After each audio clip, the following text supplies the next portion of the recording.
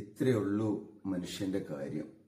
ഏത് മൂടി എന്ന് പറഞ്ഞ് ഡാൻസ് കളിച്ചുകൊണ്ടിരിക്കുന്നതിനിടെ തിരുവനന്തപുരം സെക്രട്ടേറിയറ്റിലെ ഒരു ഉദ്യോഗസ്ഥൻ സ്റ്റേജിൽ വെച്ച് കുഴഞ്ഞു വീണ് മരിക്കുകയാണ്.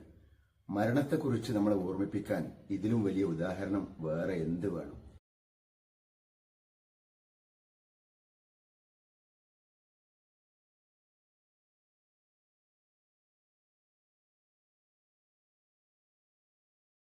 സാധാരണ പറയാറുണ്ട് മരണം രംഗബോധമില്ലാത്ത കോമാളിയാണ് എന്നുള്ളത്.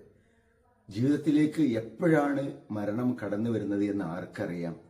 തൊട്ടടുത്ത നിമിഷത്തിൽ എനിക്ക് മരണമാണ് എന്ന് തിരിച്ചറിഞ്ഞിരുന്നുവെങ്കിൽ ജുനൈസ് എന്ന ചെറുപ്പക്കാരൻ ഇതായിരുന്നോ ചെയ്യുക?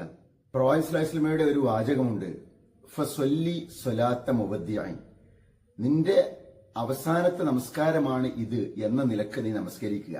ഞാൻ സംസാരിക്കുന്ന വ്യക്തിയോട് എന്റെ അവസാനത്തെ കൂടിക്കാഴ്ചയാണിത് എന്നറിഞ്ഞാൽ ഞാൻ എങ്ങനെയാണ് സംസാരിക്കുക?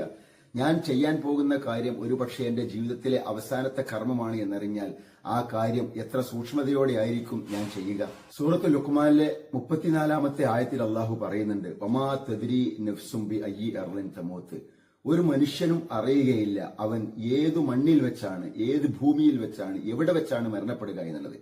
എത്ര സൂക്ഷ്മമായൊരു പ്രയോഗമാണത്. തൊട്ടടുത്ത നിമിഷം എനിക്ക് മരണം വരാനുണ്ട് എന്ന ബോധത്തോടു കൂടിയാണ് നമ്മുടെ ജീവിതത്തിലെ ഓരോ കർമ്മങ്ങളും നമ്മൾ ചെയ്യുന്നത് എങ്കിൽ ജീവിതത്തെക്കുറിച്ച് കൃത്യമായൊരു വിഷൻ നമുക്കുണ്ടായിരിക്കും.